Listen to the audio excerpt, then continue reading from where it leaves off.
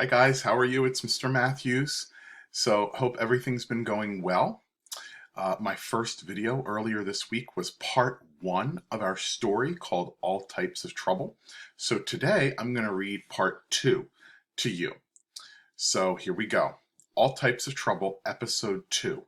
This episode is called A Slippery Dude. In episode one, Zane and Quinn arrived at their quirky Aunt Ivy's home for an unexpected visit after an emergency put their big vacation plans on hold. They thought they were alone in the house after Ivy left to run an errand, until someone startled them with a warning. "Who said that?" Zane squeaked. Siri?" Quinn croaked. "I don't think so," Zane whispered, cocking his head and listening before shouting nervously, "Is anybody there?" They stood in silence for a few minutes, their hastened, galloping heartbeats slowing to a trot until... "Ack!" Quinn screeched as something leapt from the top of a tall cabinet, landed nimbly at their feet, and stalked hoidily around their legs, purring dramatically. "It's just a cat," Zane laughed, clearly relieved. "And it looks just like that grumpy cat on the internet." "You scared me, kitty," Quinn scolded, and the cat looked up at her innocently, licking a paw. Quinn sighed and patted its head. "Silly cat," she admonished the feline furball, and she could have swore it rolled its eyes. They walked slowly through the house, looking around for the source of the warning they heard and checking out Aunt Ivy's odd collections until they reached a curved wooden staircase, and Zane pointed skyward. "Want to go?" A clattering sound interrupted his query, and the siblings' eyes widened.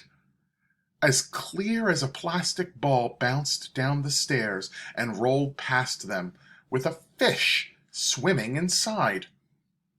The cat pounced, but the fish ball rolled out of its reach, and Quinn lunged to pick it up. "Carl," she laughed, pointing to the name printed on the ball, "is most definitely a slippery dude." She put the ball down and watched it roll away, the cat scurrying behind it. "Who keeps a fish in a hamster ball?" Zane shook his head, then yelled, "I'll race ya!" He ran up the stairs, zigzagging and holding out his arms so Quinn couldn't pass him. At the top they found a long, narrow hallway with dozens of brightly painted doors, all shut except one that opened to a large, mostly empty room, where an ancient-looking yellow typewriter sat on a wide wooden desk with a tall-backed chair like a throne looming behind it. "Doesn't look dangerous to me," Zane scoffed, shrugging. "You don't even know what that means," Quinn teased. "Neither do you, smarty pants." Quinn sat in the chair and raised an eyebrow, her hands hovering over the typewriter. "Once upon a time," she said as she started typing, "there was a..." She stopped typing and tilted her head, looking at her brother quizzically. "Give me some characters." Barking bird," Zane suggested. "And how about a singing sloth? And, a grampire." "What's a grampire?" "A grandma vampire, but her fangs decayed and crumbled, so she has to wear fake ones, like Graham's dentures." "Good one," Quinn nodded enthusiastically as she resumed typing. "And a flying unicorn pig, a pigacorn, and a terrible pirate, but he's only terrible because he can't help giving back all the treasures he steals." "And a mummy that's scared of everything," Zane said. "You know why?" "Why?" Quinn asked as her fingers danced on the vintage keyboard, the click-clack of the keys reverberating pleasantly in the sparsely furnished space. Because it doesn't have any guts. Quinn groaned, then giggled. How about an invisible? An invisible what? An invisible. An invisible bull. Yes, Zane agreed. And a robot ice cream machine, a giant king who's been shrunk by an alien scientist, and some roller skating rats, and they startled at the sound of a door slamming below. Uh-oh, Aunt Ivy's back already, Quinn whisper shouted as she wrenched the paper from the typewriter, folded it, and jammed it in her pocket. Let's go. I don't think she wanted us using this thing. Zane dashed out of the room first, stopping when he reached the curve of the staircase. Quinn? He muttered, turning to face his sister. It's most definitely not Aunt Ivy. All right, that's the end of episode 2. Now I've got some questions. All right, so remember, I'm going to type these questions into Schoology as a quiz so you can answer them there, okay? So here is question 1. What is this episode mainly about? A.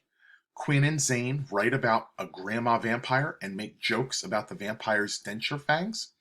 B. Quinn and Zane discover Aunt Ivy's cat and start laughing as they watch it chase a weird fish ball around the floor. C. Quinn and Zane explore the lower level of the house and walk up a curved staircase to the second level. Or D. Quinn and Zane find Aunt Ivy's typewriter and begin writing a story that includes several strange characters. Question 2.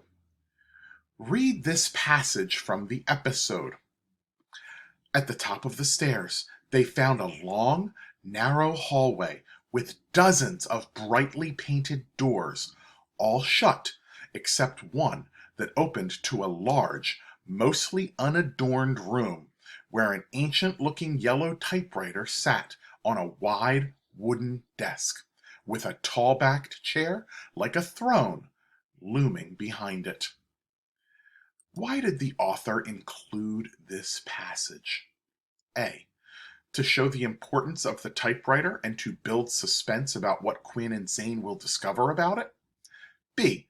To describe how fragile the typewriter is and to build suspense about what might happen if Quinn and Zane try to move it. C.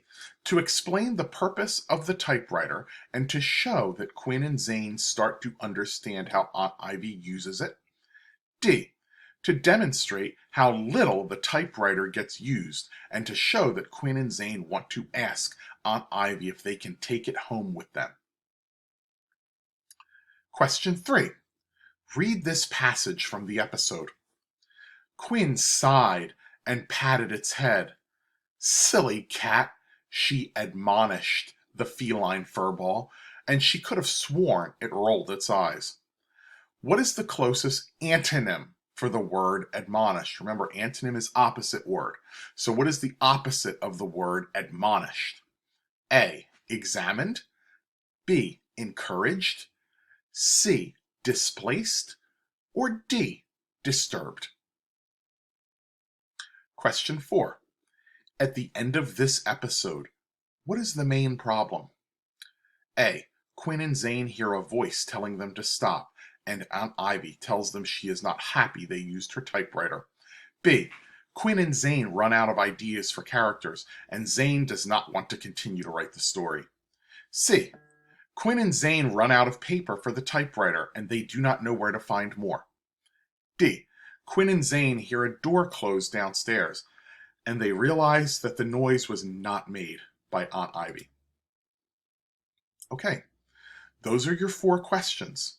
You may go ahead and rewind the video if you need to listen to them again, but please answer these questions. Good luck.